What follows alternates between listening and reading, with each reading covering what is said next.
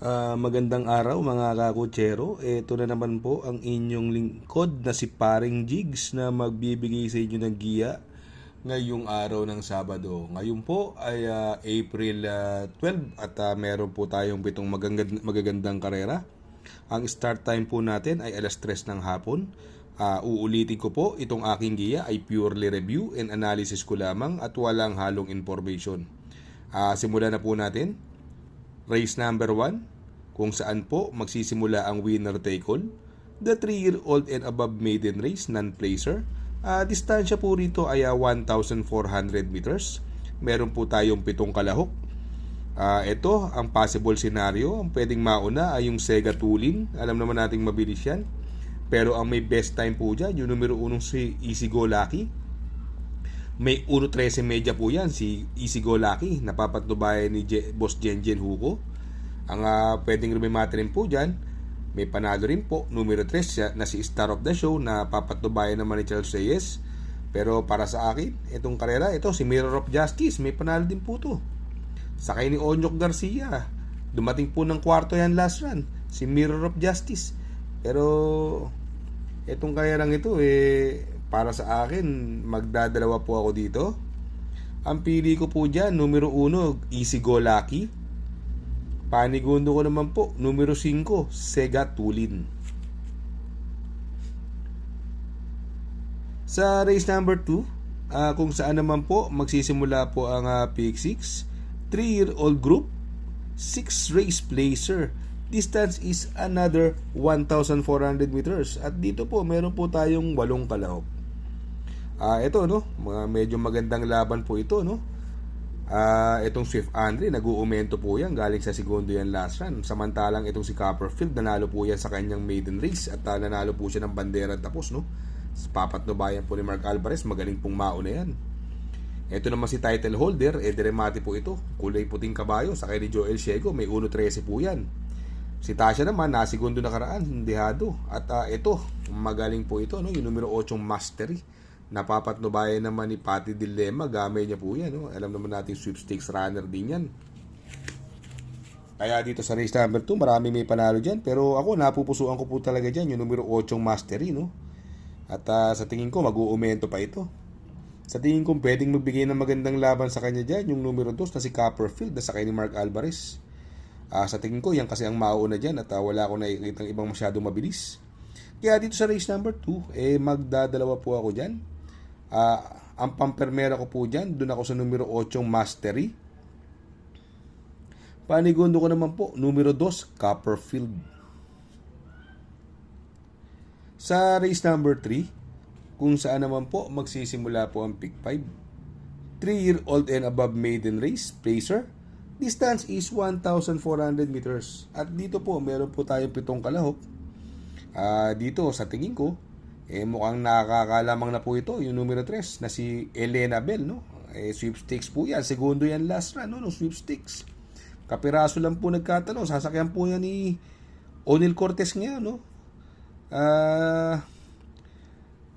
Nasegundo po yan kay Zoom In, Elena Bell, no? Maganda po tinakbo nakaraan yan. Kaya itong race number 3, para sa akin, sosolohin ko na po yan. Numero 3, Red Bell coupled with Elena Bell. Sa race number 4, kung saan naman po magsisimula po ang pick 4, Pilracom rating based handicap system race, class 5 placer. Distance is 1,400 meters. At dito po may 8 kalahok. At itong karerang ito ay anybody's race. Sarili kong opinion, may mga panalo po dyan, ha? Hindi pa po yan ang pili ko. Yung may mga panalo, dahil anybody's race nga po, yung Sneaky Eyes, Windmaster, binigay na po kay BJ Galleta, si Awesome Cole, ito pwedeng mauna to sa karerang ito. At wala akong nakikita ibang mabilis bukod kay Panday Pira. Yung numero 7, Smarty Jazz, no? Sakay ni Claro Esparra, gamay niya po yan. Wag lang masyadong hihikain nung nakaraan, bandera na to, Kaya lang, parang tumirik, may panalo din po yan. Kaya dito sa race number 4, para sa akin po, no, ang napupusuan ko po dyan, 3 po. Ang pampermero ko po dyan, dun po ako sa numero 5 Awesome Cole. Panigundo ko naman po, numero 1, Sneaky Eyes. At isasama ko pong pandiyado, numero 3, Windmaster. Sa race number 5, Pilracom rating based handicap system race, class 5, 5 non-placer. Distance is 1,400 meters. At dito po, may 5 kalahok. Another anybody's race po ito, no? Lahat ito may panalo. Pero wala akong nakikita ibang matulin to. Dito, no? Bukod sa numero 5 Marangal, no? Napapatnubayan ni Michael De Jesus. Pwedeng makabuo siya ng ere dito, no? Kaya siya po ang napupusuan ko dyan, si Marangal. Nung mga nakaraan, puro may kalutsahan lang po yan, Ang pwedeng lumimati po dyan, yung numero 3 na si Calle Loreto at si Tears of Joy, no? Etong si Calle Loreto from CB Garganta, binigay na po kay Onil Cortez, no? Sa tingin ko, isusunod lang po yan, si Calle Loreto. Ito naman, Pure de Remate, numero 2, si Tears of Joy. At gamay po yan ni JG Serrano. Pero ito, ang race number 5 para sa akin po, magdadalawa po ako dyan. Ang pili ko po dyan, numero 5, Marangal. Panigundo ko naman po, numero 3, Calle Loreto. Calle Loreto. Sa race number 6, sa penultimate race, Pilracom rating based handicap system race, class 4, 34 to 39. Distansya po muli ay 1,400 meters at dito po meron po tayong kalahok, 8 kalahok. Kung mapapansin natin itong karerang ito, ito may mga bagong kabayo. Andyan yung Hey Jojo, no? Itong si Hey Jojo, nag-barrier na nakaraan to. Nanalo po sa kanyang unang takbo sa barrier na, no? Nagprueba po ng 1.26.6. Napapatnubayan ni Jan Albi, no? Mukhang may buti itong kabayong ito. Sa tingin ko, mapapalaban sila dyan, no? Although yung Sherbet Fountain, alam naman natin na magaling ito. Nung nakaraan, nakipaghabulan to, no? Si Sherbet Fountain, no? Antibay din sa lutsahan nito, no? Papatnubayan na po ni Mark Alvarez, no? At sa tingin ko, ito pwede rin. Yung bid for fame, ito last run nito, no? Si bid for fame, nanalo pong diyan. Pero sa tingin ko, itong laban na to, mukhang hindi niya kakayanin yan, no? Sa tingin ko, ito may tsamba kung sakali magkaroon na lutsahan. Yung numero 6 na si Madam Mayhem. Nagamay naman po ni Uno Hernandez, no? Pero para sa akin po, no, itong race number 6, magdadalawa na lang po ako dyan, no? Ang napupusuan ko po dyan, dun ako sa numero 3 na si Sherbet Fountain.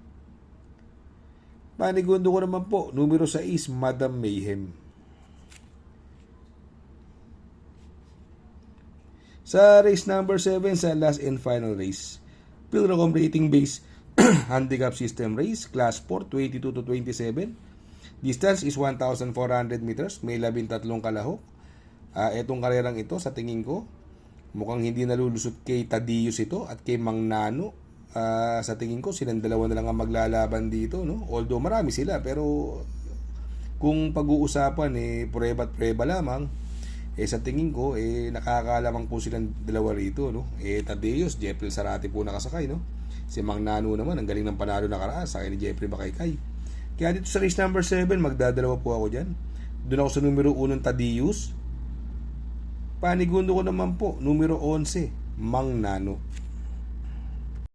Shout out nga pala kay Sir Pax ng Barkadahan OTV. Located po siya sa 1139 New Antipolo Street, Corner Vargas. Malapit lang po sa Abad Santos, yung bagong ginawang tulay. Very convenient and attentive po ang mga tao. Pwede po kayong mag-EB at party while betting on racing. Baka magawi kayo dyan sa Herrera, Corner Oroqueta.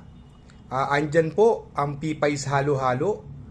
Ang isa sa pinakamasarap na halo-halo at homemade lahat ng ingredients po dyan. Ultimo Ice Cream.